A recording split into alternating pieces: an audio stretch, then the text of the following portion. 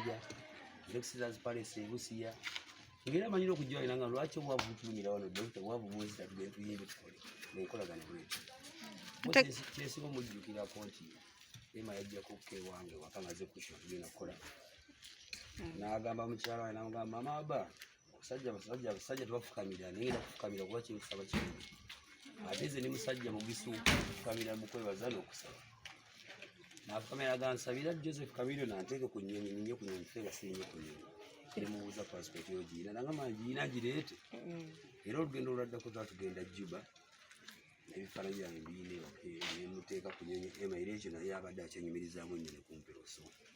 kijjukira nga tuli mu nnyonyi tuli mu bbanga nga nnyumiza nagamba kati badijje mbalese wansi eyo nze ngenze bali wansi eyo ni mu mulimu gw'ebira naye wejensinga mujjukira nga mukwano gwange kati okukuba nti nabadde mukwano gwo kintu ki kyosimbako essira n'ogamba nti EMMA bwe wamukolanga kino eno kyamujjangako EMMA nzijjukira nga bwomukwano kitubulamu bumenyekamenyeka EMMA luwu yampita tugende tukole somewhere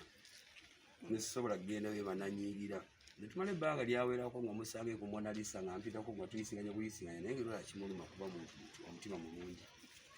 EMMA nga tayagala nnyo komiti nga kintu nekitatuukira nga omuga nti kino kyatwala ate nga ne bwagamba nti ekyo naawe kyolina okutwala sewatyo nga muntu wakigambo ki kyotagenda kumwerabirako nga gwe Chameleone sijja mwerabira lwansonga nti alina ettafali lye lyatise ku music industry EMMA ye muntu java ku bano badijja abasinga obungi ab'ennaku bwosanga wera mu akasente akuba emiziko EMMA abadde akuba music owokuva ku miyindi asookerwako wansi nga tasigadde olwataano abadde musajja mwesimbu nina omutawanya wange Success Kayemba yali akata akayimba talina dde olwebibiri n'awa EMMA oluyimba lwe n'alukuba ku nto abadde musajja nga sente temmalamu kati message kijowa abakungubazi ne namwandu namwandu mu message nti Katonda bwatulesezeewo EMMA okusinga mulumi Katonda n'amunyuula tumusabire busabizi ebyamusibako tumusonyiwe kuba naye muntu yes tubagaliza olugendo lulungi Katonda amureceivinga amusaasire amukyumula ekyemirembe abakungubazi ngamba nti bakwano ba EMMA mwenna omukwano gumulina omulaga essaawa zino kumusonyiwa ng'omukulu abadde wali Christ wadde atugamba musonyiwa nakufuba nnyo tulabe nti tumuwerekera omanyi abakungubazi bajja wano kukungubaga naye mukwerekera bakatatuukiriza tumuwerekere nga EMMA bweyawerekeranga ebigendererwa byaffe nagwo omukwano nga bwe yatulaganga ate tubeere bagumu naffe ng'abantu